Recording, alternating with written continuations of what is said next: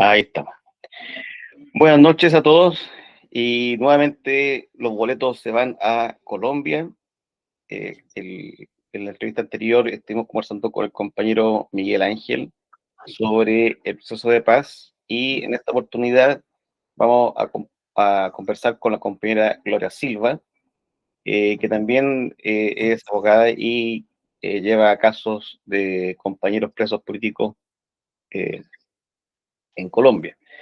Eh, la intención de esta entrevista es conocer de primera mano eh, un poco la historia de la presión política en Colombia y también qué está pasando hoy en día con los presos políticos, con los guerrilleros encarcelados en Colombia, también en el contexto de que hoy día hay un gobierno progresista y se entiende que el progresismo está ligado fuertemente a la defensa de los derechos humanos y el proceso de paz que se inició hace años atrás y que en muchos aspectos está trunco.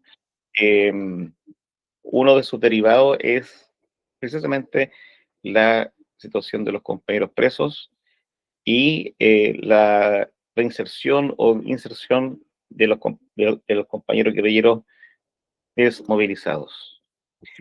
Buenas noches, compañera. Buenas noches. Eh, bueno, ayer precisamente conversamos con el compañero Miguel Ángel sobre la historia de Colombia o parte de la historia de Colombia desde los años 40 en adelante y cómo se fue desarrollando el conflicto interno, la guerra interna en Colombia desde el campo, desde las guerrillas liberales, posteriormente la guerrilla comunista, la muerte de Gaitán, hasta el día de hoy.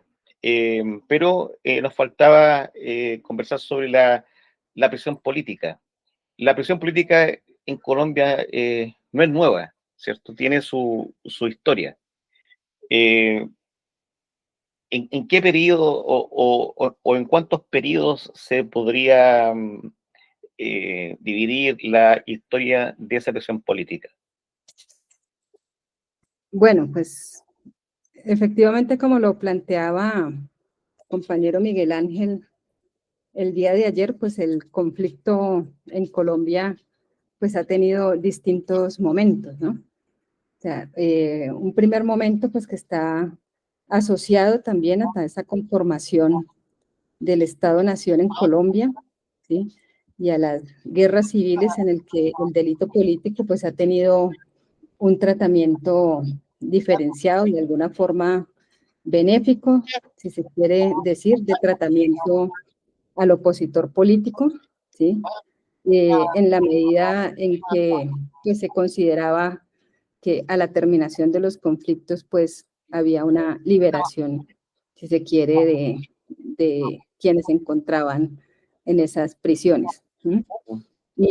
Pero pues también entendiendo que dentro de esos distintos momentos, pues las penas o la forma como se castigaba al opositor político, pues también estaban asociadas al destierro, por ejemplo, a la prisión perpetua inicialmente, y así fue evolucionando luego a la concepción más cercana a lo que conocemos como el delito político, entendido desde una perspectiva de reconocimiento de esa naturaleza política del opositor, ¿sí? De reconocimiento de ese carácter altruista de sus reivindicaciones, ¿sí? Luego, las penas eran mucho más benéficas en la medida en que fue evolucionando de alguna forma la política criminal y empieza a entenderse la cárcel también asociada a esos cambios históricos, supuestamente a un carácter humanizador de pena, pero pues que de humanizador no tiene nada, como también hemos venido planteando, porque la cárcel, entendida como tiempo de la persona en encierro, pues no solamente en el encierro, sino también asociado a situaciones de tortura, de maltrato, de restricciones, incluso mayores a las que se imponían a otras personas que eran judicializadas o prisionalizadas, si se quiere, por otros delitos sociales, pues ha habido siempre una diferencia, ¿sí?, en el tratamiento no solamente legal, sino también penitenciario. ¿Sí? Pero digamos que esas penas han ido evolucionando en la medida que también ha ido evolucionando la concepción del delito político, entendiendo al opositor desde esa naturaleza altruista de los cambios o de las transformaciones que se requieren de las sociedades, y en esa medida pues se reciben un tratamiento benéfico. Entonces ha pasado desde las prisiones, desde las penas de destierro, como ocurrió, por ejemplo, con Antonio Nariño, ¿sí? Pues que en su momento era precursor, ¿sí?, en nuestro territorio, ¿sí?, de una ideología liberal, se traía acá más bien toda esta concepción de los derechos humanos, de los derechos del hombre, ¿sí?, y que se consideraba, por tanto, pues un opositor en la medida en que había también cambios de sistemas políticos y económicos que se vivían también en América, ¿sí? Entonces, eso es un primer momento, pero con posterioridad y luego con el inicio de estos conflictos armados más asociados a transformaciones sociales de otro carácter, ¿sí? Se empieza a definir de manera mucho más clara lo que es el delito político asociado a ese carácter altruista a quien se ha denominado o considerado un delincuente político. Sí, pero también de ahí en adelante ha venido sufriendo una evolución, más bien una involución, ¿sí?, prácticamente hasta llegar hoy a una desnaturalización de distintas maneras del delito político y por tanto ha cambiado también el tratamiento jurídico y penitenciario al preso y la detenida política. ¿Sí? Entonces, esa naturaleza del delito político pues se ha venido perdiendo, ¿sí?, en la medida en que también se han venido introduciendo a nivel internacional otro tipo de tratamientos al opositor, como por ejemplo ocurre de manera categórica, por lo menos en Colombia, cuando inicia lo que se ha conocido como la guerra global contra el terrorismo, en el que el delincuente político o el rebelde es asociado al terrorista, ¿sí? Entonces pierde, por un lado, su naturaleza política, se desconoce, ¿sí?, cuál es su esencia en sí misma, cuál es la esencia del conflicto, para reducirlo a un asunto de terroristas, ¿sí?, a la amenaza terrorista a la que hay que tratar prácticamente como un enemigo despojado de cualquier tipo de derechos, ¿sí?, lo que ha repercutido pues no solamente en la forma como se vienen manejando las penas, ni las penas que inicialmente, por ejemplo, perdón, es aquí también una perra que está haciendo bulla, pero pierde esa naturaleza, el carácter político del contradictor, ¿sí? Se desconoce el carácter político del conflicto en Colombia, ¿sí?, y de todos los conflictos armados revolucionarios en el mundo, ser asociados estos con una amenaza terrorista a la que hay que eliminar de cualquier manera, ¿sí?, incluso en la batalla, pero también en el tratamiento jurídico, ¿sí? Esto ha implicado, ¿sí?, que, por ejemplo, las penas se han ido incrementando gradualmente, ¿sí?, por un lado.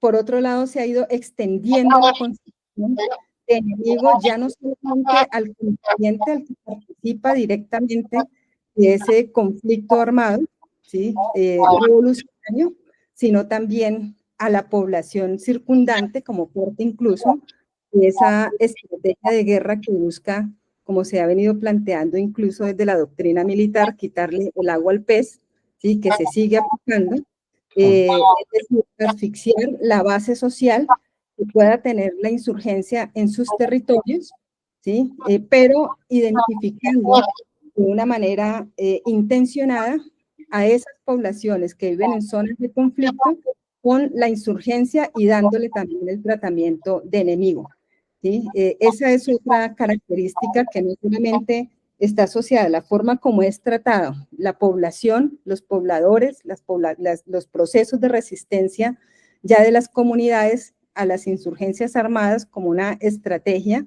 ¿sí? También para eliminar todas esas expresiones de resistencia popular no armadas, ¿sí? Pero también ha llevado a que muchas poblaciones campesinas o urbanas pues hayan ido a la cárcel también bajo esta denominación de preso o presa política, pero también bajo un tratamiento absolutamente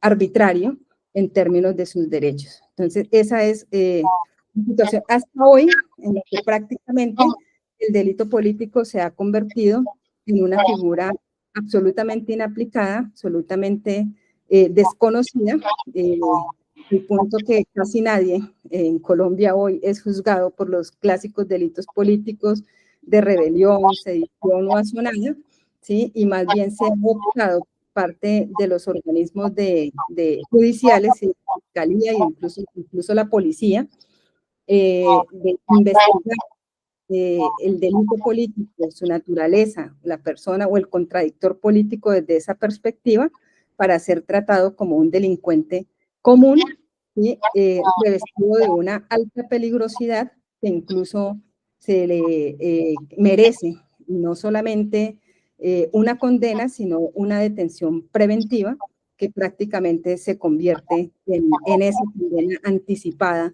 de la persona que es sometida a la prisión política.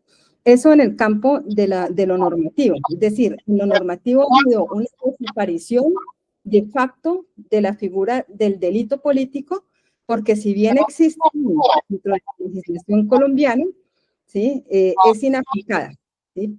Al punto que incluso las personas que hoy están siendo judicializadas por protesta social, ¿sí? Se ha optado por parte de la Fiscalía General de la Nación por inaplicar la figura del delito político que hubiese sido mucho más benéfica, ¿sí? Y en la que existiendo incluso esos elementos del delito político claramente aplicables a ese caso de levantamientos populares, se opta por aplicarles delitos muchísimo más gravosos, ¿sí? Como por ejemplo el delito de concierto para delinquir asociándolos a una empresa criminal cualquiera, ¿sí? O incluso delitos más graves como el terrorismo, ¿sí? Es decir, que esa guerra global contra el terrorismo ya no solamente fue aplicada a quienes participaban directamente en estas organizaciones insurgentes de carácter revolucionario, sino que se aplica también a la población que acude a la protesta como una forma de llamar la atención sobre esas necesidades de las transformaciones sociales, aun cuando no acuda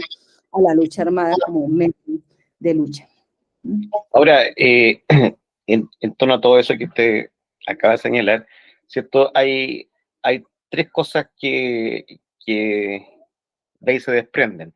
Una, que la clase dominante siempre ha sido la clase que ha desarrollado en todos los pueblos de América Latina matanzas, masacres, ¿cierto? Genocidio, ¿cierto? En contra de los pueblos. Segundo, que las Fuerzas Armadas, el ejército, es el brazo armado de esa clase dominante. ¿Ya? Y que el Estado, ¿cierto?, que construye esta clase dominante es el instrumento de opresión de una clase sobre otra. ¿Ya? Pero eso es histórico. Dentro de eso aparece la presión política, pero la presión política va cambiando, va mutando en la medida que el Estado también muta y pasa a ser un Estado contrainsurgente, ¿cierto? Cuando asume la doctrina de seguridad nacional, ¿cierto? El concepto de enemigo interno cambia radicalmente y por tanto cambia el concepto de preso político, como usted bien dice, es un subversivo terrorista del cual digamos, se le quita todo vestigio humano, ¿cierto? Para acometer contra él todo tipo de atrocidades, tortura, juicios falsos, montajes judiciales, etcétera. Pero lo fundamental es que el Estado pasa a ser un Estado contrainsurgente, ¿cierto? Eh, ahora, en el caso de Colombia, ¿qué significa que el Estado sea un Estado contrainsurgente? Aparte de ser burgués, aparte de ser capitalista. ¿Qué implica eso, ¿cierto? En relación al pueblo y en relación a la prisión política. Uno tiene que ver justamente con eso que estábamos planteando, o sea, a quién se considera enemigo o insurgente, ¿sí? O sea, que ya no es una categoría que se aplique única y exclusivamente, ¿sí?, a quien pertenece y a quien ha decidido, ¿sí?, acudir a la lucha armada como una vía para lograr las transformaciones sociales que son necesarias en Colombia o que se han considerado necesarias en Colombia y que siguen siendo necesarias en Colombia, ¿sí? Lo que se extiende a todas esas expresiones de resistencia popular, ¿sí?, que no necesariamente están asociadas a la insurgencia, ¿sí?, porque son formas de lucha diferentes, ¿sí?, que no confluyen necesariamente, ¿sí?, pero que se extiende ese concepto de enemigo, sobre lo cual no solamente ha justificado la prisión política, como usted bien lo ha dicho, sino un sinnúmero de violaciones de derechos humanos, ¿sí? Y aquí yo creo que es importante poder hacer una claridad, ¿sí? Porque creo que eso es parte como de lo que hemos venido reflexionando a lo largo de estos últimos años, en los que se ha intentado asociar todo lo que ha pasado en Colombia, todo lo que las masacres, el genocidio que se ha cometido contra procesos de resistencia y comunidades para imponer un proyecto económico y político, ¿sí?, dominante, hegemónico en los territorios con el conflicto armado interno. Es decir, la represión política es incluso anterior a la aparición de las insurgencias armadas en Colombia, ¿sí? Es decir, la doctrina del enemigo interno, la doctrina de seguridad nacional, era aplicada, incluso el paramilitarismo fue anterior a la aparición de las insurgencias y de lo que hoy conocemos como ese conflicto armado interno, ¿sí?, definido desde el DIH, ¿cierto? Desde la aparición de las insurgencias armadas. Entonces, porque aquí se ha intentado generar una verdad oficial, ¿sí?, una verdad hegemónica que busca señalar, por ejemplo, que el paramilitarismo fue la respuesta a la aparición de las insurgencias y a ese accionar militar de las insurgencias en los territorios donde tenían poder o donde empezaban a construir sus formas de poder, sus formas de control territorial.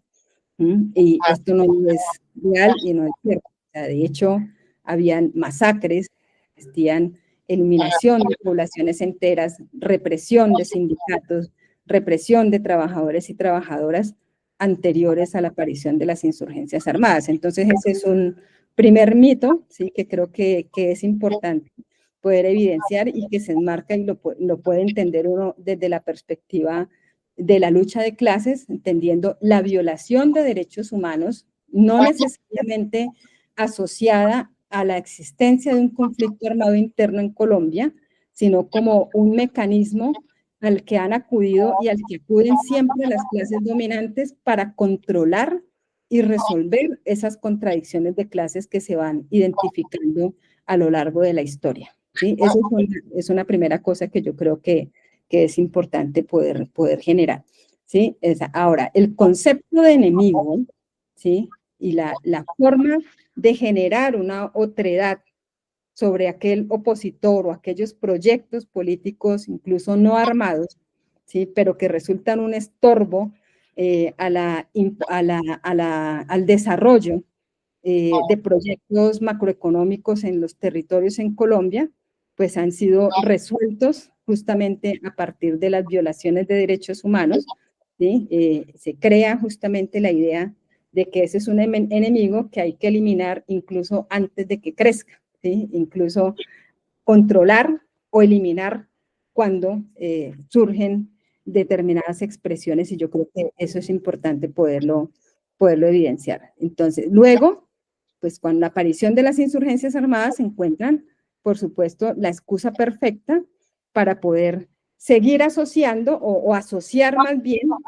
los procesos populares de resistencia, los procesos populares de exigencia o aquellos proyectos contrahegemónicos que venían surgiendo desde las poblaciones o las distintas comunidades con la insurgencia como una excusa más, ¿sí? Para poder asociar el enemigo a la existencia de las insurgencias armadas, y a partir de ahí se genera una estigmatización que no quiere decir que no existiera antes de ello. Es decir, el enemigo era anterior a las insurgencias, luego las insurgencias se convierten en la excusa de alguna forma, ¿sí? En una forma de identificar esa otredad y de caracterizar un enemigo para legitimar la eliminación de comunidades y procesos organizativos enteros, como ha ocurrido aquí en Colombia, pero el propósito es justo el desarrollo de esos intereses económicos en los distintos territorios o en los distintos escenarios, tanto rurales como urbanos.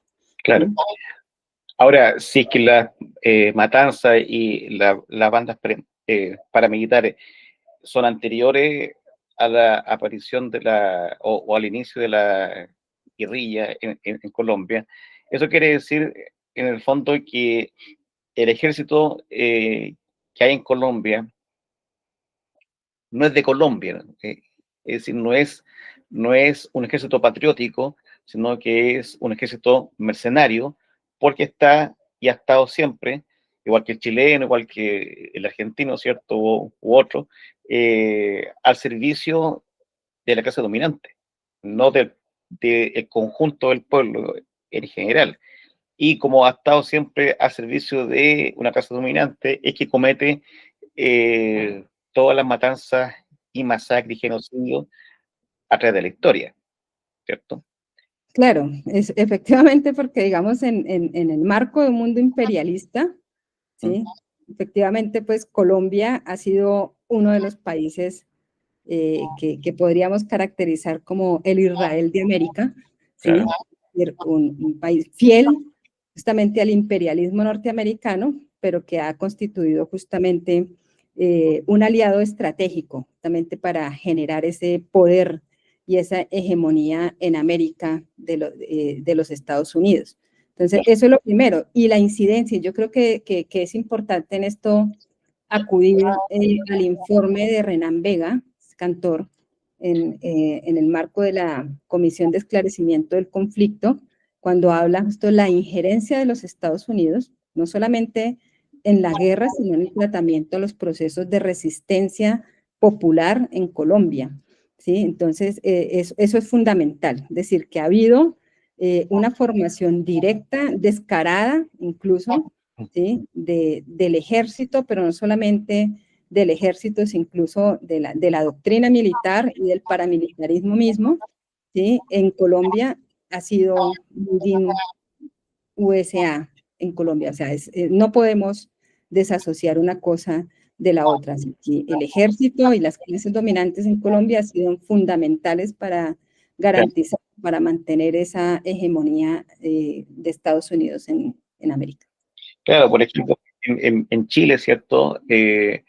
A lo largo de la historia de Chile han ocurrido 25 masacres y matanzas. 25. Perpetradas, obviamente, digamos, por el ejército. Y la última de las masacres fue el estallido social del año 2019 con Piñera como presidente. Es decir, las masacres no son tan atrás en la historia. Y eso es algo que en cualquiera de los países del continente ha ocurrido siempre, precisamente porque son fuerzas armadas mercenarias, al servicio de los intereses oligárquicos y obviamente al servicio de los Estados Unidos en particular, que entrena y forma a todos estos genocidas al alto mando, que aplican posteriormente todas las tácticas y estrategias contra insurgentes. Ahora, con toda esa contrainsurgencia y con toda esa mutación de la definición de enemigo interno, la cárcel pasa a ser y las penas pasan a ser, ¿cierto?, muy duras. Y el objetivo ahí no es la reeducación como algunos plantearon, que la cárcel tenía que reformar al, al, a la oveja descarriada, digamos, sino que la cárcel, en función de los presos políticos y las penas contra el insurgente, tiene una finalidad de exterminio, ¿cierto? De exterminarlo desde el momento en que es detenido, ¿cierto? A través de la tortura psicológica y física y posteriormente a través de regímenes carcelarios totalmente inhumanos y que rompen todos los pactos internacionales en relación a personas privadas de libertad, ¿cierto? Entonces, ¿cómo se sustenta un Estado, una sociedad, cuando lo que está haciendo es tratando de aniquilar en la cárcel, en particular, ¿cierto?, a un sector del pueblo? Bueno, fíjese que justamente en pandemia, o sea, logramos la hazaña de que sesionara en Colombia el Tribunal Permanente de los Pueblos en su 48ª sesión, que justamente abordó el tema de genocidio. Se juzgó al Estado colombiano por genocidio. Y a propósito de esa oportunidad, con varias organizaciones de derechos humanos, pero sobre todo con colectivos de presos y presas políticas de Colombia, hicimos ese trabajo justo de identificar o entender la prisión desde esa perspectiva que usted lo está planteando, como un escenario del genocidio, ¿sí? Y decíamos, bueno, ¿por qué o cómo se expresa eso? ¿Sí? En primer lugar, justo porque quien llega allá, quien llega a la cárcel o llega juzgado bajo la pretensión de ser castigado para recibir una pena y retribuir a la sociedad del daño que se le ha causado, que eso es la formalidad jurídica o la explicación de la pena, y ser resocializado, que devolverlo bueno a la sociedad. Lo que planteábamos había un proceso previo de estigmatización, que es justo esto que es lo que estábamos comentando, de asociar al opositor armado, pero sobre todo a los proyectos contrahegemónicos que desarrollan las comunidades en los territorios y que de alguna forma se contraponen a esos proyectos de desarrollo económico, de desarrollo entre comillas económico, desde la perspectiva de las clases dominantes. Pues es asociado a lo peor, ¿sí? Es decir, alrededor de se crea esa idea de enemigo, esa idea de una otredad a la que hay que llevar y exterminar. Entonces le decíamos, desde la cárcel cumple varias funciones, ¿sí? Que incluso tiene un menor costo político, ¿sí?, para el Estado que la desaparición forzada u otras formas u otras expresiones del modelo represivo. Tiene menor costo, ¿sí? El hecho de llevar a supuestos delincuentes y segregarlos en un escenario, ¿sí?, que está asociado socialmente a lo peor, ¿sí? Porque la cárcel para el común de la sociedad es el lugar a donde se guardan aquellas escorias, aquellas sobras de la sociedad, aquello que representa un peligro y de lo cual incluso se pide más castigo, se pide tortura, o sea, uno encuentra, digamos, en el común, en el sentido común de la gente, el hecho de que en la cárcel la gente no debe recibir alimentación, no debe recibir condiciones dignas de reclusión, porque antes, ¿sí?, se le está premiando, o sea, esa es la idea de la sociedad, porque antes se le está premiando. Entonces, la cárcel está asociado a lo peor, a donde se guardan las escorias, las obras, aquello que representa un peligro. Es decir, hay una muerte simbólica, ¿sí?, que pasa por un proceso que, a pesar de no ser garantista, a pesar de que nadie tiene garantías en un proceso judicial, en Colombia muchísimo menos cuando es juzgado bajo esos lineamientos de ser el enemigo, ¿sí? De ser aquello de lo que debemos proteger a la sociedad en lo formal, ¿sí? Pues llega también una carga simbólica hacia afuera, pero que genera también otro propósito, ¿sí? Un propósito de romper los procesos organizativos, ¿sí? Porque cuando cae un compañero o una compañera a la cárcel, ¿sí?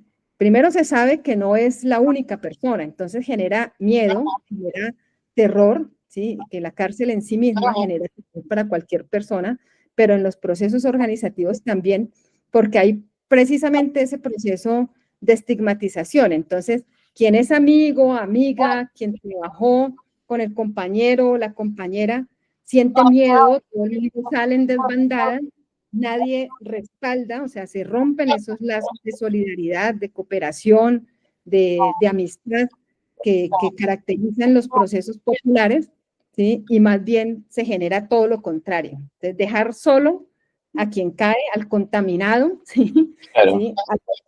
A la persona que representa entonces ya no solamente un peligro para la sociedad desde la perspectiva, digamos, hegemónica, sino también que la misma comunidad o los procesos organizativos empiezan a considerar que constituye un problema para el mismo proceso.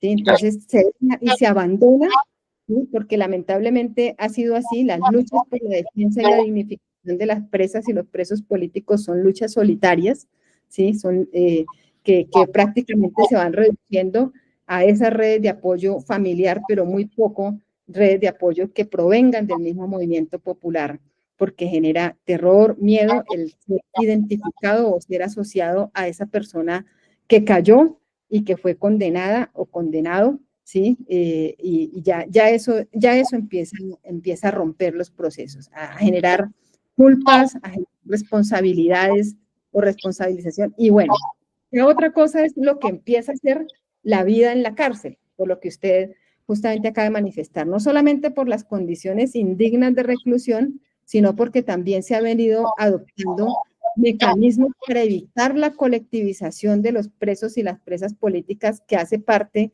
de la esencia, de la identidad colectiva que desde afuera viene, ¿sí? Es decir, los procesos populares son procesos que por esencia son colectivos y que buscan transformaciones a partir de la colectividad de los problemas sociales.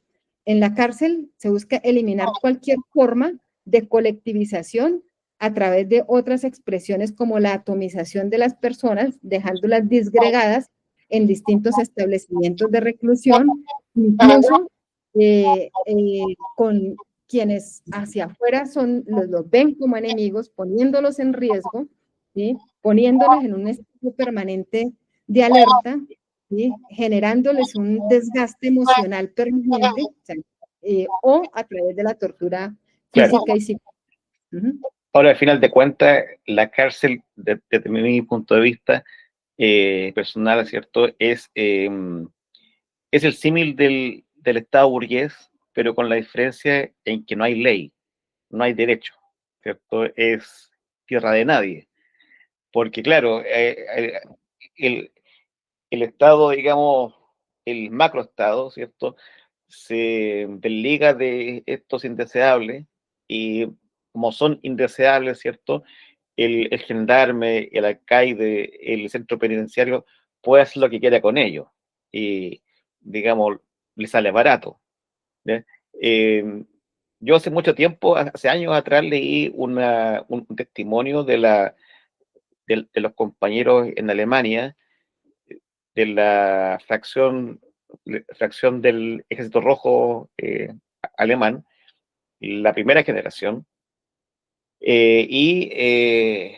era brutal. Era un régimen carcelario totalmente inhumano, destinado a eliminar la dignidad de la persona, su psicología, todo, eh, con regímenes de aislamiento absoluto y obviamente con la idea de aniquilar, ¿cierto? Eh, ahora, todas esas políticas y genocidas, ¿cierto? Siempre son llevadas a cabo por los aparatos armados, los aparatos de exterminio que implementan esa guerra sucia. Pero siempre queda en la nebulosa, nunca se menciona en todo este genocidio y esta masacre a lo que se podría llamar los generales civiles, es decir, los oligarcas, los poderes económicos, los dueños de la prensa reaccionaria, que sin ellos, los mismos jueces, ¿cierto?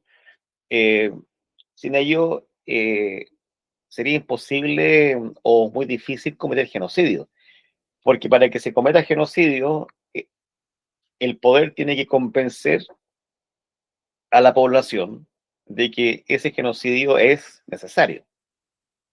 ¿Eh? Y eso se hace a través de la prensa, a través de la televisión, campañas de manipulación y de desinformación, y todo eso está financiado por los grandes poderes económicos. ¿Eh? Y resulta que los tribunales, cuando se producen estos acuerdos de paz, ¿cierto? O estas políticas supuestamente de reconciliación nacional, estos poderes civiles quedan totalmente fuera. ¿Ya? Se focaliza en la Fuerza Armada. ¿Eh? Eh, Hace tiempo atrás leí también el informe de la Comisión sobre la dictadura en Paraguay. Y ahí, en ese informe, sí mencionan la responsabilidad de los poderes económicos en relación a la dictadura en Paraguay. ¿Qué pasa en Colombia? ¿Qué dice el informe del conflicto interno con respecto a los poderes económicos, al rol de la prensa y al rol de los tribunales? ¿Dice algo? Bueno, yo creo que es muy poco, ¿no? Sí, porque justamente eso que estábamos hablando ahorita ha sido el identificar todo esto como un asunto del conflicto armado en Colombia, por ejemplo. ¿Sí? Lo que hace perder de vista es esto que usted está señalando, ¿sí? Que existen, que el poder armado no actúa solo, ¿sí? Claro. Que representa unos intereses, ¿sí? Y son unos intereses de clase, por supuesto, ¿sí? Eh, que tienen el poder político, o sea, están absolutamente asociados una cosa con la otra. ¿Qué se ha avanzado? Y no necesariamente en el marco de la Comisión de la Verdad o de la Justicia Transicional. O sea, paradójicamente, incluso hay cosas que se avanzaron más en la justicia ordinaria, ¿sí? Por ejemplo, en poder identificar todos estos casos de parapolítica, ¿sí? En poder identificar el rol de los palmeros, ¿sí? En masacres, desapariciones forzadas en los territorios. Pero no han sido luchas fáciles, ¿sí? Entonces, entonces se pierde de vista el dejar única y exclusivamente, ¿sí? La cuestión de la confrontación armada, y entonces son los militares o son los combatientes quienes llegan a los tribunales y quienes hablan en las comisiones de la verdad, quienes tienen las voces, ¿sí? También, por supuesto, las comunidades en algunos casos, pero que se reduce justamente en ese marco de análisis y ya eso resulta problemático, ¿sí? O sea, Claro, porque acá en Chile, por ejemplo, con respecto al golpe de Estado contra Allende, claro, los responsables directos es Pinochet, la Junta Militar, qué sé yo, pero el golpe de Estado contra Allende hubiese sido imposible si es que eh, los poderes económicos y políticos burgueses, reaccionarios y fascistas no hubiesen estado detrás. Es decir, el concepto de dictadura militar es muy muy malo, porque centra la dictadura en el aspecto militar, pero no en el aspecto de clase, ¿cierto?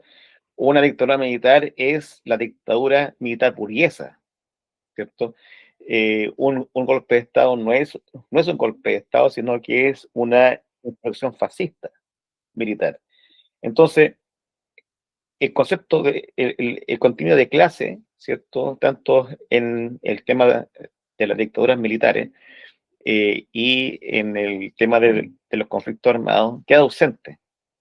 Entonces, la guerra interna es entre la fuerza más burguesa y la fuerza más proletaria o revolucionaria, cuando en el fondo es expresión de una lucha de clase agudizada a su extremo.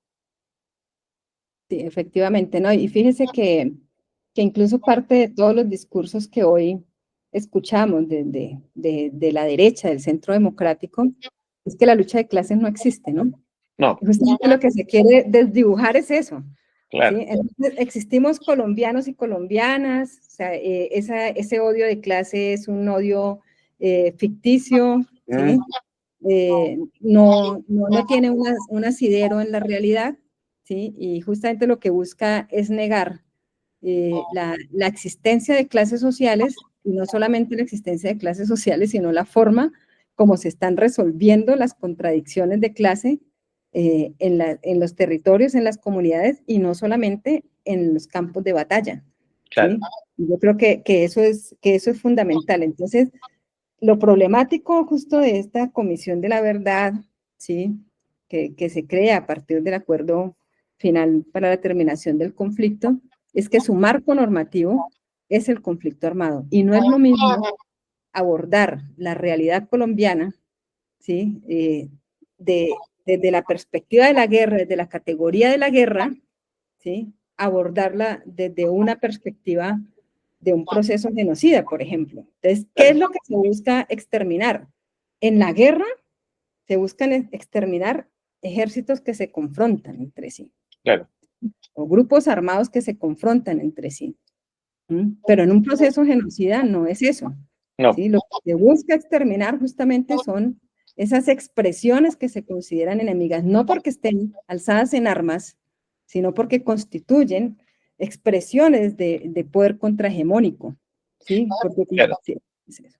Claro, porque al final de cuentas lo que hizo Hitler con la solución final, que se representan los hornos crematorios, ¿cierto? Es planificar cada día, ¿cierto? El asesinato de personas que estaban en los campos de concentración. Pero esa solución final que plantea Hitler es la solución final que plantean las oligarquías cada vez que acometen genocidio y masacres contra su pueblo. Es la solución que ellos ven en función de resguardar sus intereses. Claro, y por ejemplo, en el caso de Chile, esta derecha fascista llega un poco más lejos y dice que gracias al golpe de Estado, gracias a la dictadura, Chile fue más moderno. ¿Sí? Chile tiene un sistema que es ejemplo en el mundo, qué sé yo, desde el punto de vista económico y político, y en fin, y hay una estabilidad. Es decir, el golpe de Estado y el genocidio cometido era necesario para el progreso, pero para el progreso de ellos, ¿cierto? Por supuesto. De la clase dominante. Ujú. Y algo Sí, similar debe plantear Uribe y compañía, desde su visión desquiciada y enferma y fascista, ¿cierto? Es decir, claro, los paramilitares y el exterminio en la cárcel es necesario para una Colombia democrática, ¿cierto? Donde sí, quiera. para el desarrollo económico. Claro, claro. Ahora, Exacto. eh, usted anteriormente hablaba sobre el delito político. ¿Ya? Ujú. ¿Dónde empieza y dónde termina ese delito político? Porque desde mi perspectiva no existe un delito político porque los pueblos tienen el derecho a la rebelión, ¿cierto? Eh, y si existe ese derecho a la rebelión, rebelarse no es un delito. ¿Bien? Los pueblos tienen el derecho a la autodeterminación, y si los pueblos pelean por su autodeterminación, esa lucha tampoco es un delito. ¿Bien?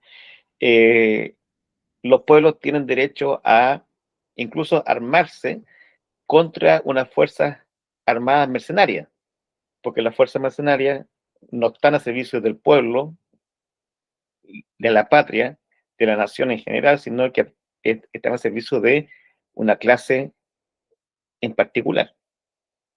Entonces, ¿dónde empieza y dónde termina la concepción del delito político? Sí, yo comparto, yo comparto perfectamente eso que usted está planteando, sin duda alguna. O sea, incluso es un derecho que va más allá de esa concepción liberal que se nos plantea del derecho a la rebelión, ¿sí? Que está incluso consagrada en la Declaración Universal de Derechos Humanos. Porque el derecho a la rebelión, en la perspectiva de las clases, es un derecho de los pueblos, ¿sí? Pero que no puede ser entendido desde una perspectiva del derecho liberal, sino más bien como un deber de los pueblos, ¿sí? Claro.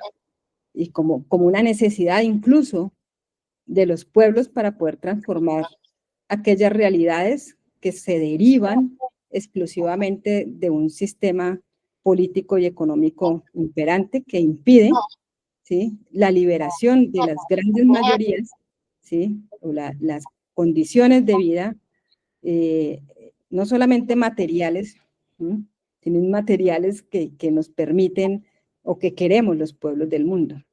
¿Sí? Entonces, ese derecho a la rebelión para la burguesía, ¿sí?, es un derecho que la burguesía se reconoció para sí, pero que convirtió en delito, ¿sí?, para sus opositores en términos de clase. ¿Sí? Claro. Porque, disculpe, incluso en algo tan sencillo como el robo, el hurto, ¿cierto? El robo y el hurto es considerado un delito.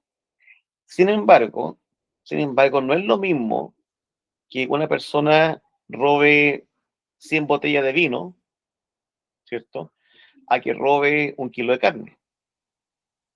Porque en Chile, por lo menos, existe el hurto famélico. Y el hurto famélico no es un delito, porque el hurto famélico es cuando uno roba alimento porque ha estado días sin comer. Y se entiende que si yo robo alimentos para poder comer, el bien superior que estoy protegiendo es la vida, ¿cierto? Lo mismo ocurre con el alzamiento, ¿ya? Alzarse en armas contra un Estado que tiene el monopolio de la fuerza, ¿cierto?, desde el punto de vista constitucional, es un delito. Sin embargo, si yo me alzo en arma porque tengo el derecho a defender la vida, no es delito, porque el bien superior que se protege es la vida. Y los alzamientos desde el año 45, 46, 48 en Colombia, por los campesinos, ¿cierto?, tenían precisamente como objetivo defender su vida ante la situación complicada social y política que está ocurriendo en Colombia. Entonces, nuevamente, la barrera de considerar una acción política como un delito es, es muy, digamos, muy eh, indefinida, porque quien tiene el poder, ¿cierto?, define a su antojo ese delito. Claro que sí. No, y además no solamente define qué considera delito, o sea, qué considera prohibido, Mm. como un mensaje que en términos generales transmite a través de un código penal, ¿sí?, que en sí mismo tiene esa condición disciplinante, ¿sí?, lo castigo si usted hace esto, si roba, si tal, y si se revela, si comete azonadas, si hace tal cosa, ¿sí?, etcétera, etcétera. Si se opone al Estado, ¿sí?, invistiendo al Estado, de todas las características ideales, ¿no? O sea, esa es la formalidad. ¿Mm? Pero por supuesto eso implica desde esa concepción que estamos hablando, el reconocimiento, la asociación de la rebelión a algo que no puede hacer, o que se prohíbe a los súbditos, ¿sí? Claro. Que se prohíbe a los súbditos, pero partiendo de la idea justamente de que esto, Estado social, la democracia, es lo mejor que podemos esperar, ¿sí? Es lo único, o sea, es lo último que podemos esperar, es lo mejor que ha logrado alcanzar la humanidad, aunque la realidad no sea así, ¿sí? Claro. O sea, lo que hace justamente es generar una legitimación a partir de la norma, de lo que, de la existencia de un orden social, político y económico, ¿sí? Que se inviste de unas características ideales cuando las condiciones materiales son absolutamente lo contrario.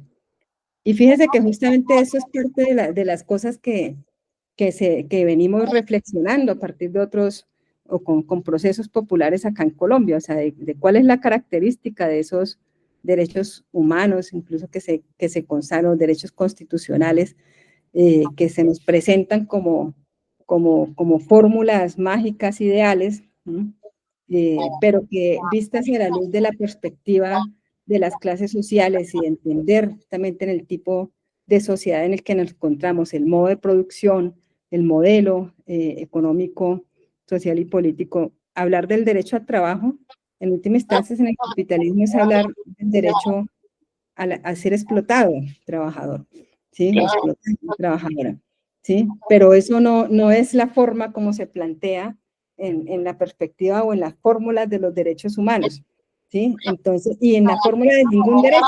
Eso planteaba que incluso entender el derecho a la rebelión desde una perspectiva de las clases populares, eh, eh, también debemos replanteárnoslo, ¿sí? O desde esa perspectiva liberal debemos replanteárnoslo, ¿sí? Y más bien comprenderlo como un deber y una obligación de los pueblos, ¿sí? Porque sería en última instancia lo que ha mostrado la historia pues en el mundo, ha sido que la única forma ha sido a través de las rebeliones o los levantamientos populares, ¿sí? Claro.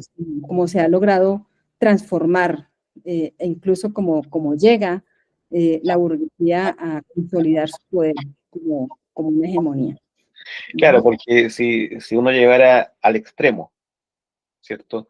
Lo que plantean estos genocidas a través del derecho, o de este antiderecho, o de este derecho contra insurgente, si uno toma esa construcción y la lleva para atrás en la historia, uno tendría que decir que Simón Bolívar, Simón Rodríguez, eran delincuentes, porque se alzaron contra el poder establecido, ¿cierto? Y incluso en armas.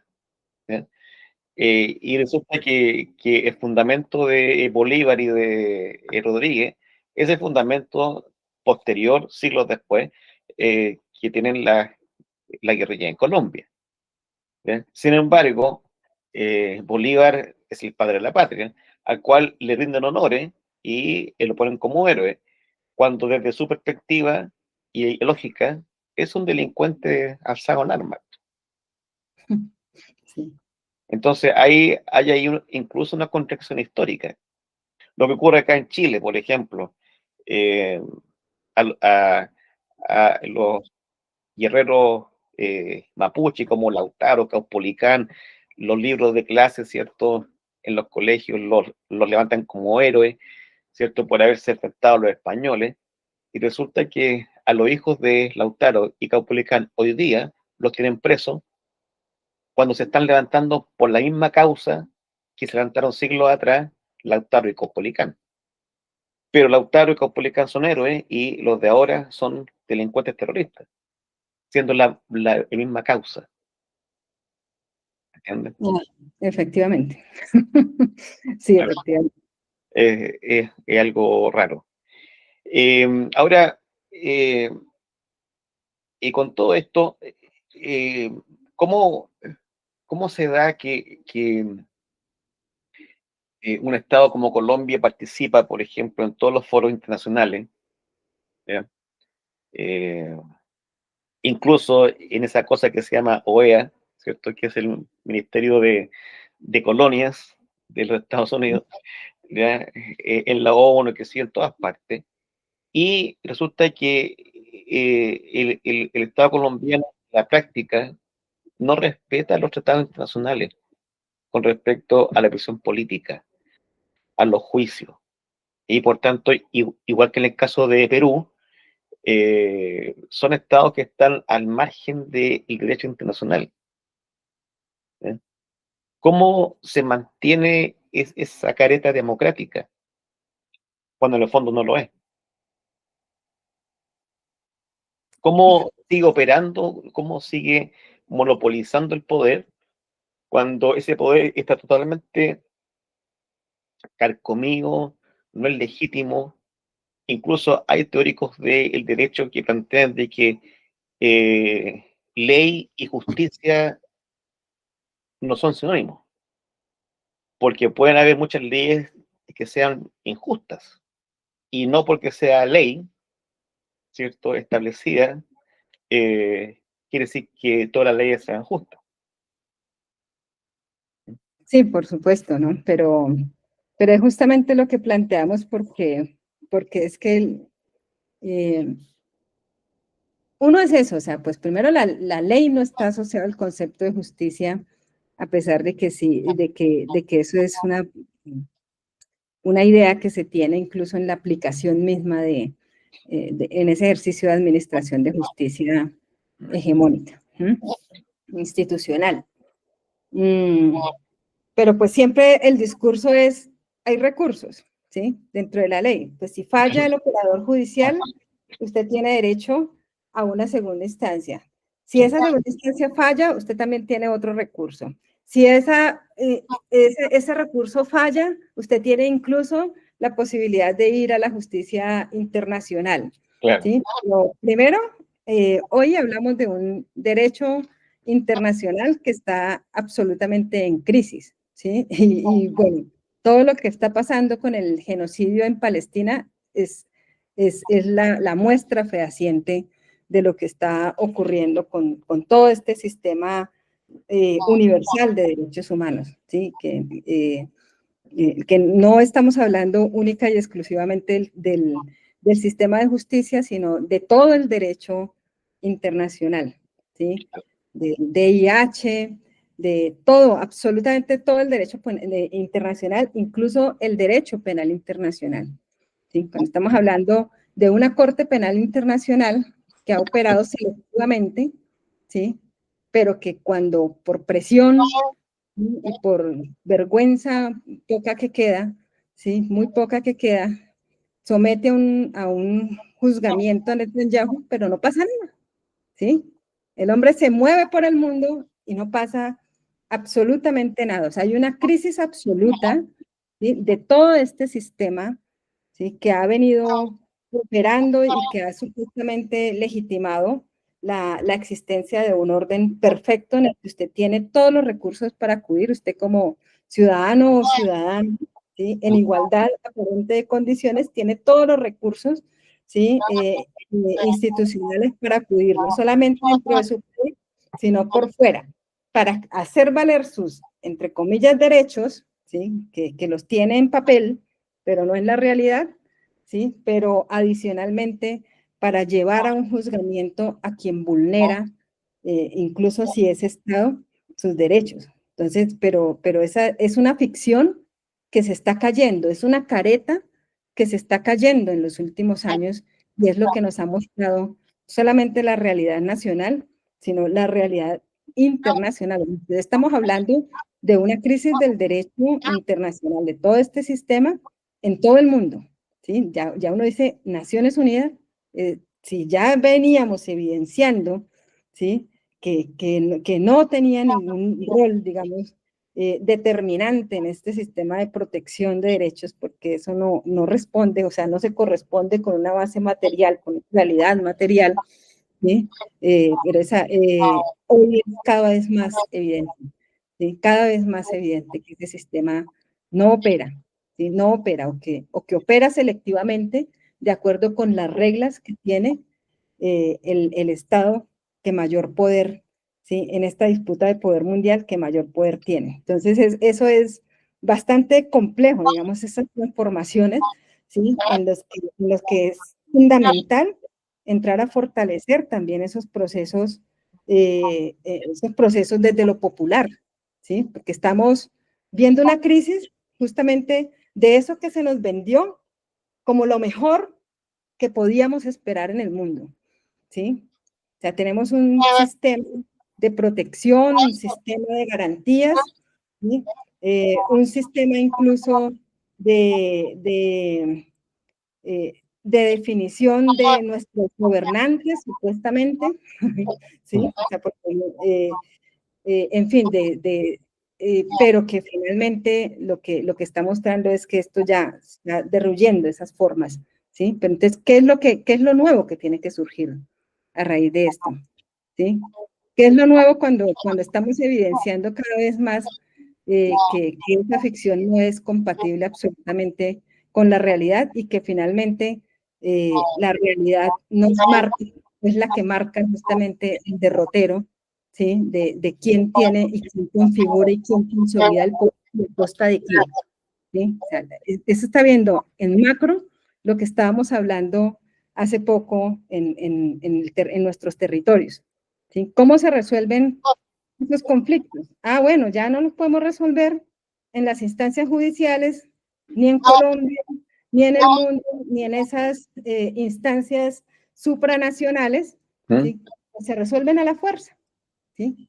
Lo que siempre se ha planteado, ¿sí? Lo que siempre se plantea, se resuelven a la fuerza, y efectivamente la fuerza es la fuerza de las armas, ¿sí? Quien tiene poder, quien tiene la fuerza de la violencia. Entonces, la cuestión es que efectivamente esa es la realidad. Entonces, ¿cómo nos paramos ahí los pueblos del mundo? ¿Sí? Claro.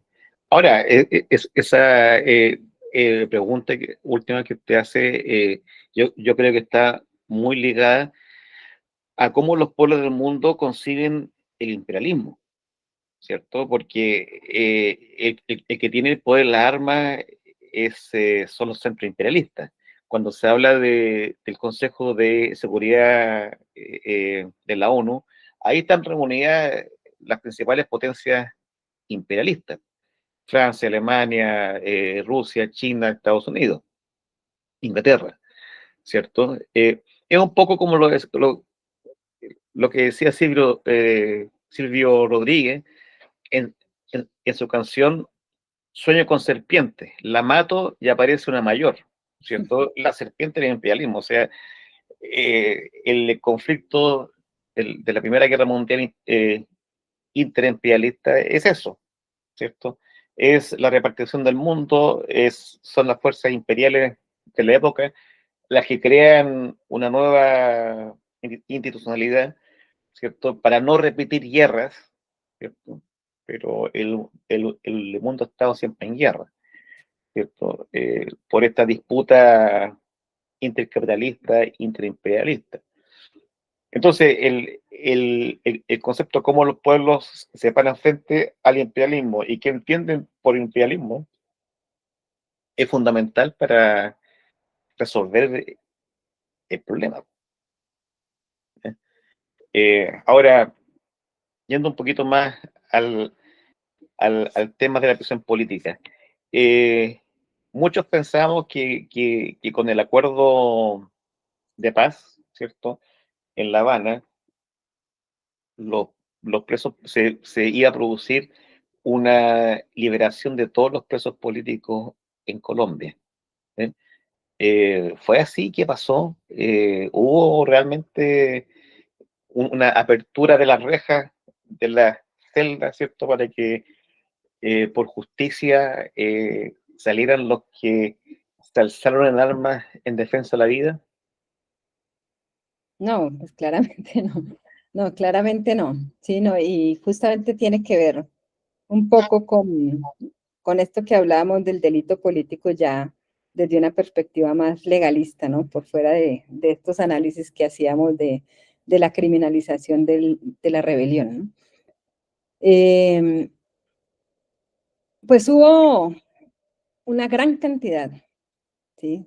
de personas firmantes del acuerdo que se mantuvieron privadas de la libertad, pues que si bien se ha ido reduciendo el número, pero sí que aún permanecen privados de la libertad, ¿sí? Lo que denota que esa liberación masiva que se esperaba, pues realmente resultó una de las tantas promesas fallidas, ¿sí? En desarrollo de ese acuerdo, y es que la aplicación de la amnistía que se esperaba, ¿sí? Que se produjera de una manera que se facilitara de una mejor manera, terminó siendo complejizada en la aplicación de esto en los tribunales, ¿sí?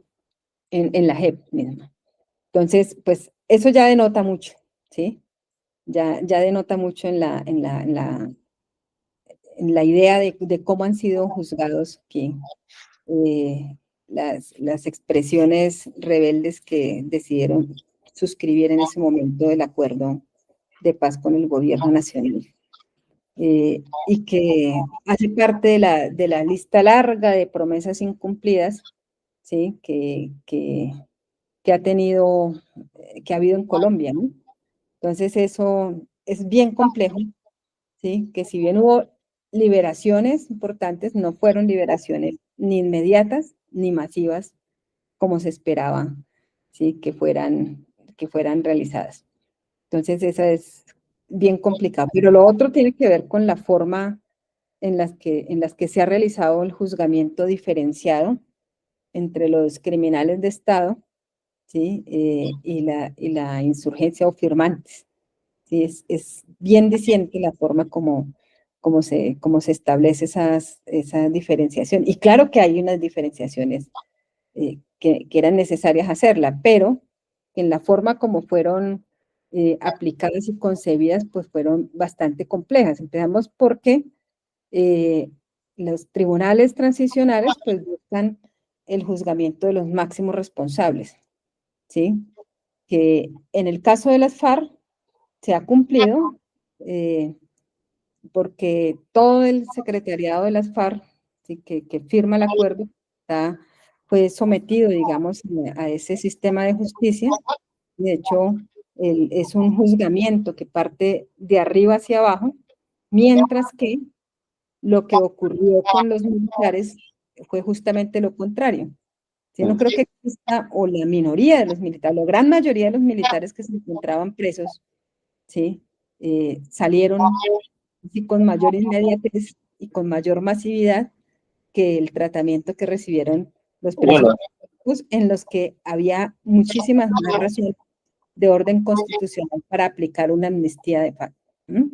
de hecho, el mando político de la FARC se sometió a la justicia, pero el mando político de los paramilitares no.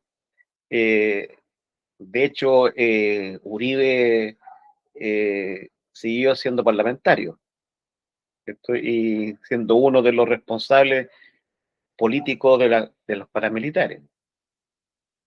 Sí, pero porque, bueno, también tenía que ver con las mismas, digamos, acuerdos, ¿no? O sea, a quienes se tocaba y a quienes no, y ahí sí había una razón de no judicialización, o digamos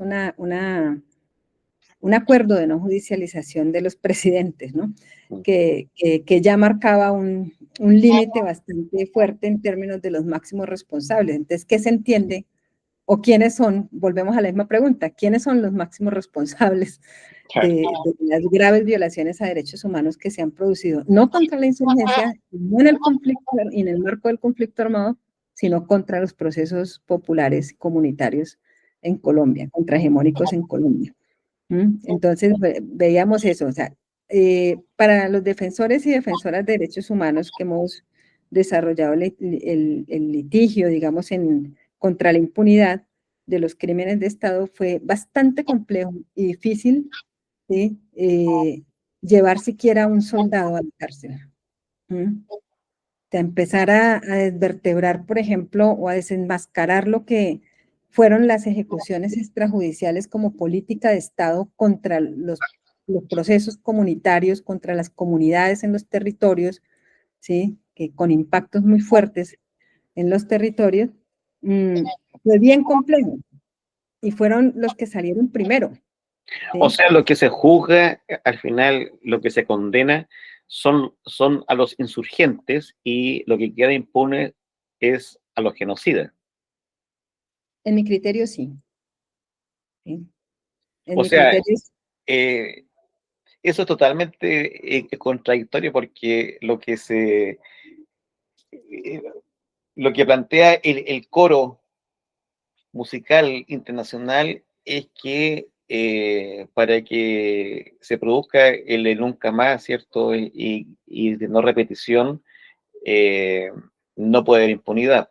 Y resulta que están imponiendo la impunidad precisamente en el genocidio, ¿cierto? El genocidio queda impune, los genocidas quedan impunes, los agentes del Estado que cometieron ese terrorismo de Estado y esos crímenes contra la humanidad quedan impunes y por lo tanto se puede volver a repetir.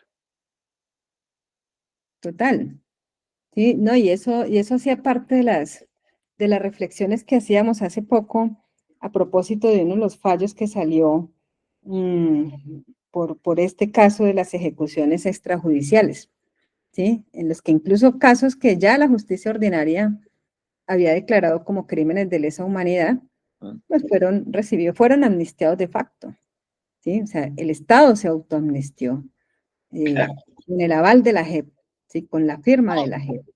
Y eso es bastante complejo, ¿sí? Bastante complejo. Y estamos hablando solamente de una de las modalidades represivas que ha tenido que vivir, que han tenido que vivir los sectores populares en Colombia, que son las ejecuciones extrajudiciales, porque los demás delitos, las demás modalidades represivas, ¿sí?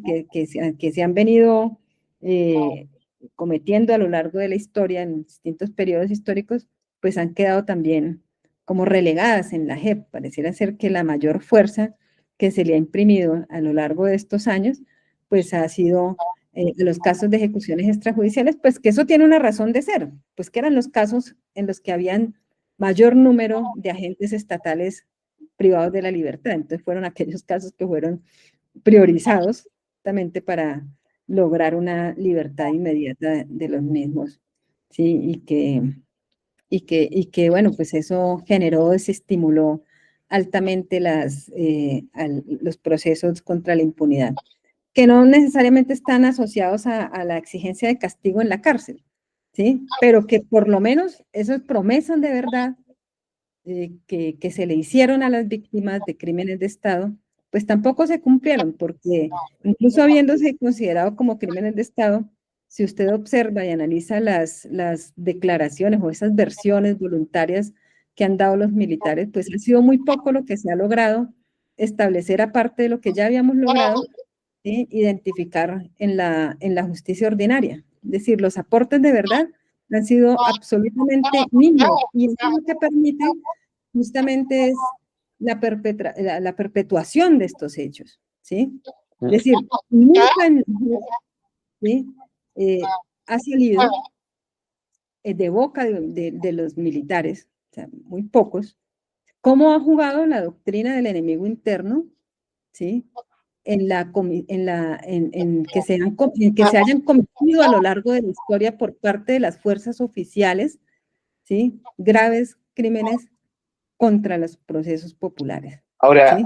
al, al haber una denegación de justicia, ¿cierto? Una obstrucción a la justicia, digamos, como es la impunidad, eso quiere decir que, que Colombia está sentada sobre un polvorín, porque la ausencia de justicia lo que hace es acumular rabia, ¿cierto? Porque la injusticia se impone y se impone de forma perpetua, descarada, ¿cierto? Y se legaliza, ¿cierto? Esa injusticia. Entonces, claro, los vastos sectores populares que esperan justicia y que no encuentran justicia en los organismos que constitucionalmente están designados para impartir justicia, obviamente ven el camino truncado, el camino institucional truncado, y obviamente buscan otras formas nuevamente fuera de la institucionalidad, y se vuelve a repetir, ¿cierto?, el ciclo. Con, No sé si en el mejor, en el peor de los casos, ¿no? claro, Pero yo creo que todo eso tiene que estar mediado, o sea, incluso más allá de esa reclamación. Por eso yo en parte así, ha sido muy renuente al litigio en la JEP, ¿sí? E incluso a la presentación de informes ante la Comisión de la Verdad por justamente ese marco tan reducido en la categoría del conflicto, a todas las problemáticas que ha venido sufriendo el pueblo colombiano. Es decir, es cómo logramos a partir de los ejercicios de memoria independientes, autónomos, comprender qué es lo que ha pasado y para qué, y por qué las violaciones de derechos humanos, quiénes, cómo, por qué, cómo generar a partir desde abajo, ¿sí?, una comprensión, porque eso es lo único que nos permite generar procesos conscientes de transformación, ¿sí?, y de no repetición. O sea, ya es el pueblo quien se organiza conscientemente a partir de una comprensión mejor, a partir de los ejercicios de memoria, ¿sí? Porque la verdad oficial que se ha impuesto, ¿sí?, nos redujo todo a un asunto de la guerra, ¿sí? ¿Sí? Nos ha generado la idea de que si se acaban las insurgencias, si se acaban las expresiones armadas, ¿sí?, entonces se acaban todos los problemas del país, y esa no es la realidad. O se acaban las violaciones de derechos humanos, y esa no ha sido la realidad, ¿sí? Entonces, ¿cuál es la realidad? ¿A qué responde eso? ¿A qué ha respondido este proceso de exterminio contra las expresiones organizadas del pueblo? ¿Sí? Y no armadas. No estamos hablando de las expresiones armadas, ¿sí? Porque en los campos de batalla se daban otras dinámicas diferentes, ¿sí? claro. Que incluso también ha sido abordada desde una perspectiva bastante compleja, ¿no? En estas comisiones de la verdad. Pero entonces a lo que voy es que creemos que más allá de esas exigencias de justicia dentro de estos tribunales transicionales, ¿sí? O de verdad, que ya sabemos que hay un pacto de silencio o un pacto de tergiversación o de vender una verdad recortada, limitada, ¿sí? En los estrados judiciales es cómo logramos a partir de esos procesos de memoria comprender la realidad, no de lo ocurrido, porque en Colombia no es una cuestión del pasado, ¿sí?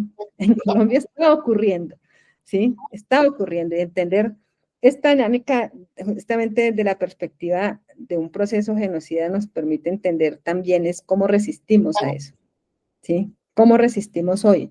¿Sí? Porque no es un asunto del pasado, que ya ocurrió, que una dictadura ya transitó a un proceso, entre comillas, democrático, ¿sí? Sino que sigue un proceso de exterminio, un proceso de aniquilamiento contra las expresiones organizadas de los sectores populares. Entonces, yo creo que eso es lo fundamental, ¿sí? Para dedicarle grandes fuerzas y energías en medio de unas realidades que nos imponen retos grandes en un movimiento popular que también ha sido fuertemente debilitado.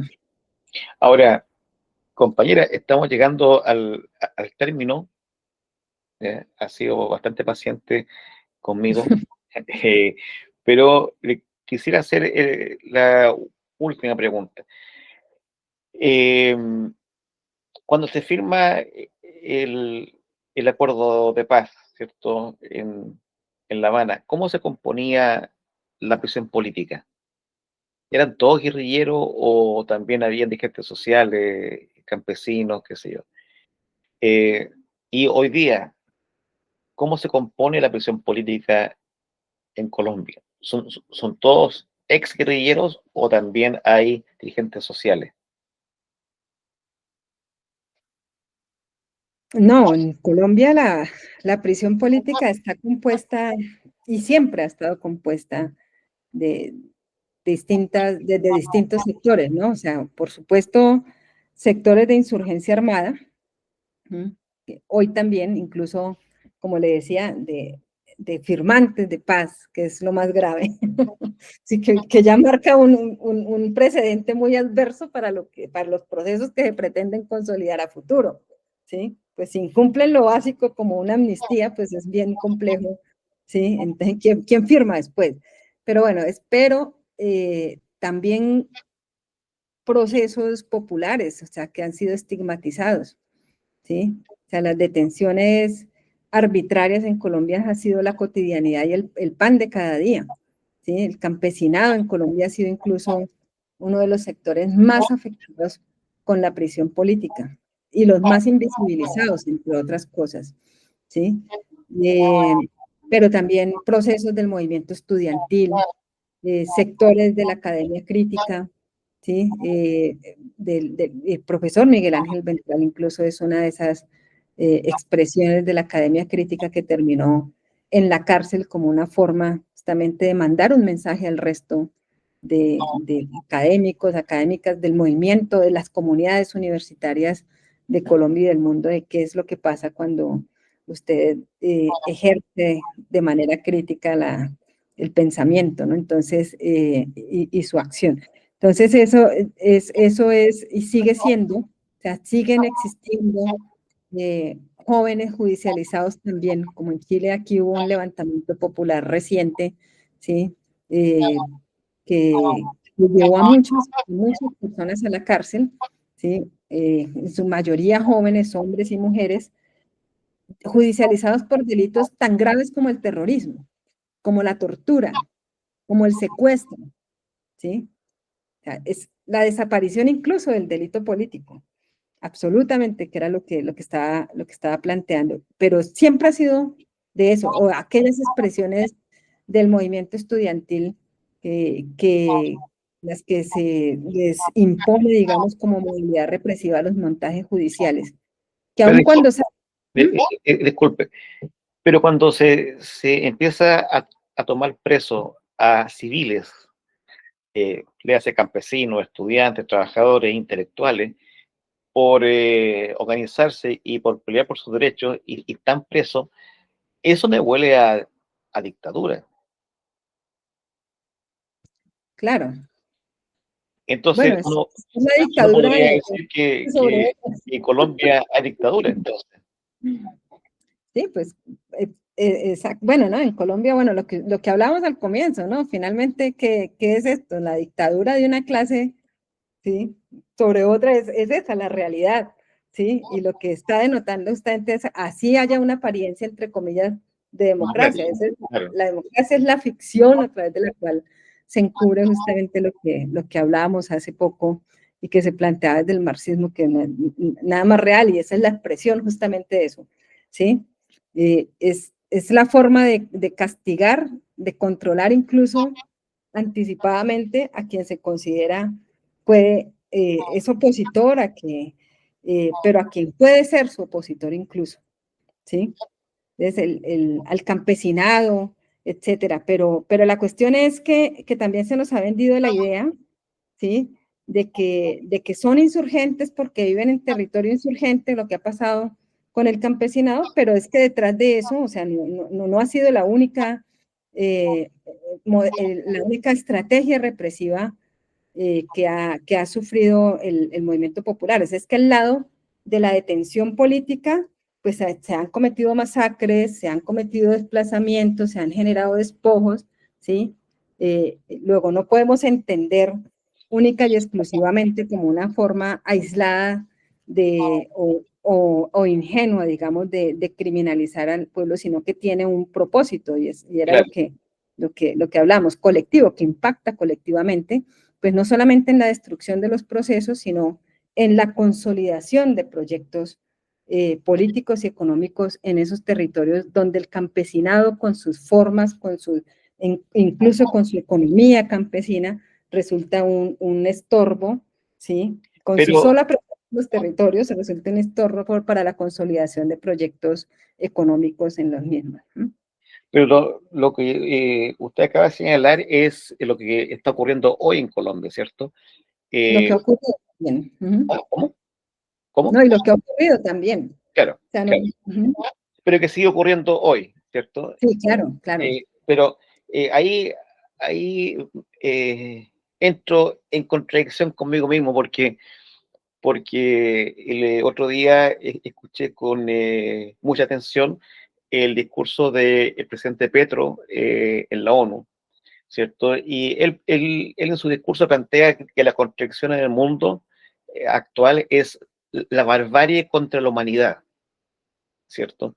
Pero lo que yo estoy escuchando acá es que la barbarie contra la humanidad se está dando en Colombia, bajo sus narices. Entonces, ¿cómo se entiende que la contradicción internacional, barbarie, humanidad, se esté dando en Colombia en el mismo momento en que Petro hace ese discurso en la ONU y cuando hay campesinos, estudiantes, intelectuales, eh, gente común y corriente presa, sin contar a los insurgentes armados que están presos? Sí, pues eso. La, la contradicción en Colombia es también barbarie humanidad, barbarie pueblo. Bueno, yo creo que primero tendríamos que analizarnos incluso si esa es realmente la contradicción Claro. que, sí, o sea, eso es bueno, o es una forma de expresarlo, pero bueno, o sea, la cuestión es que la contradicción en sí misma está en Petro también, ¿sí? Y lo voy a poner también en términos de esto de las violaciones de derechos humanos que se esperaba que cuando menos se redujeran en Colombia, ¿sí? O sea, pero no, no es lo que ha ocurrido, ¿sí? Y de hecho cosas como la estigmatización de los procesos sociales y populares en el país, de boca del mismo presidente de la República, ¿sí? De Petro, que afuera sale a hablar de derechos, de defensa de derechos, ¿sí? En Colombia estigmatiza a las comunidades diciendo que están cooptadas, por ejemplo, por las armas, ¿sí? Y lo dice en el marco de un Consejo de Ministros, ¿sí? Que tiene repercusiones, que estaba siendo incluso transmitido a nivel nacional, ¿sí? Con una alta audiencia, y eso es bastante complejo, ¿no? Y Petro lo sabe, y Petro lo sabe porque también fue parte, digamos, o fue tocado de alguna forma por ese modelo represivo, y sabe que la estigmatización y estos señalamientos tienen unas implicaciones en las realidades, en la vida de las comunidades, no solamente de los individuos, sino de la existencia misma de procesos colectivos organizativos en los territorios, ¿sí? Pero esas implicaciones que están siendo replicadas a través de las redes sociales, ¿sí? Porque estos discursos no solamente son copiados, ¿sí? A través de sus ministros, fuerzas militares, etcétera, etcétera, que detrás de ese discurso también están diciendo es que la insurgencia se esconde en las casas de los campesinos, de civil, ¿sí? Pues resulta un panorama bastante complejo para las comunidades. Y yo creo que no es ingenuo Petro, ¿sí? No, Cuando así lo plantea.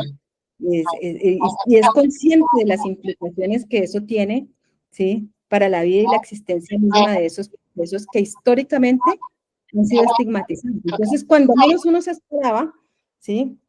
Que prácticas como los discursos estigmatizantes que vienen del alto poder político se frenaran y no, ¿sí?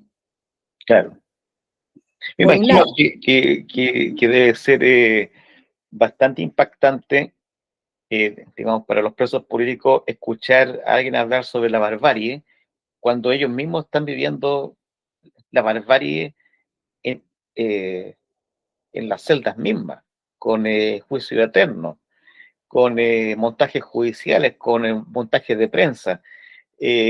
Cuando se plantea la defensa de la humanidad, quiere decir que el que se alza el arma, en arma es un inhumano, eso es antihumanidad, sin considerar que los motivos y fundamentos de ese alzamiento son justos. Porque si alguien se alza en armas porque tiene hambre, no me puede decir que es un bárbaro. No, es un ser humano que defiende su vida. ¿Mm? Interesante lo que ocurre. Claro, Petro no es ingenuo, eh, para nada. Alguien que se monta en el gobierno y administra un Estado no puede ser considerado ingenuo. Eh, Sabe lo que hace, sabe dónde está y sabe el poder que tiene. Y sabe cómo que cualquier cosa que él diga tiene un efecto. Y por tanto, un mandatario que tiene un pasado guerrillero, de alguna forma, eh, tiene que medir los conceptos con mucho cuidado, porque sus ex hermanos, ¿cierto? Sus ex compañeros están presos todavía. ¿Eh?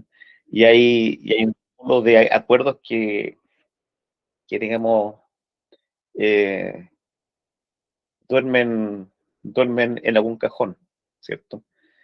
Eh, por Y lo- lo triste es que muchas de esas personas que están presas, y el mismo Petro lo ha reconocido, ¿sí? Pues son las personas que justamente evidenciaron, digamos, esas esperanzas, digamos, de algunos sectores populares por unos cambios y unas transformaciones, y que lo llevaron a él mismo al poder político, claro, ¿sí? Y ahí están en la cárcel, claro, así es. ahí están en la cárcel. Bueno, compañera, no, no puedo decir que, digamos, por el bien de la humanidad, pero sí puedo decir por el bien del pueblo colombiano, por su clase trabajadora. Espero que se conquiste por lo menos la libertad de todos los presos políticos, eh, que se haga justicia, ¿cierto? No justicia burguesa, porque la justicia burguesa no es justicia, digamos, sino que justicia popular, que provenga del pueblo, que conquisten las demandas y, y que, bueno, yo entiendo que esta semana, este mes, ¿cierto? Hay muchas actividades en homenaje a los presos políticos. Eh, Hubo también un encuentro internacional por el compañero Simón Trinidad. ¿Mm? Espero que todas las actividades sean masivas, ¿cierto? No hay que olvidar a los combatientes encarcelados, y pelear y seguir peleando, ¿cierto? Por esa cosa tan hermosa que es una sociedad sin clases sociales, sin patrones, eh, a la cual llama socialismo. Por más que Fukuyama se enoje, ¿cierto? Eh, Todavía hay muchos millones, ¿cierto?, que creen en esa vía. ¿Mm? Y de aquí, de esta humilde entrevista y página y canal, mandarle un fuerte abrazo a todos los presos políticos en Colombia, a los compañeros guevaristas presos en Ecuador, a Omar Campoverde, a Gabriela Gallardo, a Carlos Carguachi, a las compañeras en Paraguay, Carmen y Laura Villalba, eh, al compañero Higinio Bustos en México, a los 140 presos políticos en Chile, en su mayoría mapuche, anarquistas, a Héctor Yaitul, a Pelantaro Yaitul, a Francisco Solar, a Mónica Caballero, y especialmente al comandante Ramiro, Mauricio Hernández Norambuena, que está preso también. A todos los presos, a los presos palestinos, a los 13.000 presos palestinos, a los 10.000 presos turcos y kurdos, ¿cierto?, que están ahí en unas cárceles atroces. Eh, a los compañeros presos alzados en Perú, en las últimas protestas, a los presos también de Ecuador, de las últimas protestas. Hay un mundo convulsionado, incluso en Francia, ¿cierto? Hay un pueblo en Indonesia alzado también en Nepal, en Filipinas, en la India. Y bueno, la existencia de la presión política es una herramienta histórica del poder a, a la cual hay que combatir y hay que ayudar a abrir todas las jaulas, todas las cárceles, para que salgan todos nuestros compañeros y compañeras libres. Esa es la barbarie que hay que combatir. Sí. Sí, sí, Claro. es cierto. Ujú. El Bueno, capital, me sumo a ese saludo, a ese abrazo de resistencia y de fuerza allá a quienes se encuentran dentro de las prisiones, dentro de la prisión política. claro, Mm. y como dice nuestra página, la rebelión se justifica. La rebelión se justifica y ese es un principio que nunca hay que olvidar. Así que le agradezco en el alma su paciencia, su tiempo. La dejo invitada para que ocupe nuestra página América Rebelde para las cosas que ustedes necesiten. Va a estar siempre disponible, siempre abierta, eh, sin censura, libertad plena de expresión para todos, o sea, no para todos, la verdad, no, no para burgueses corruptos, genocidas, ni tampoco para medias tintas, sino que eh, para los que están realmente casados con las luchas populares. Así que, bueno, y la dejo invitada para otra jornada, ¿cierto? Con otros temas, siempre que usted tenga tiempo. Y bueno, arriba los que luchan, la rebelión se justifica. Muchas gracias. Gracias, compañero. Muchas gracias.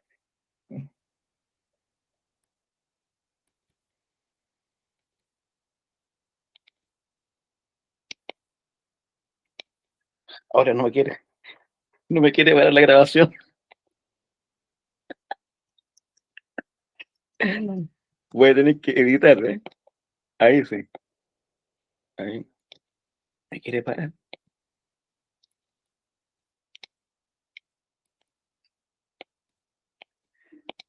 Ya, a ver cómo lo hago aquí. Tiene grabación aquí.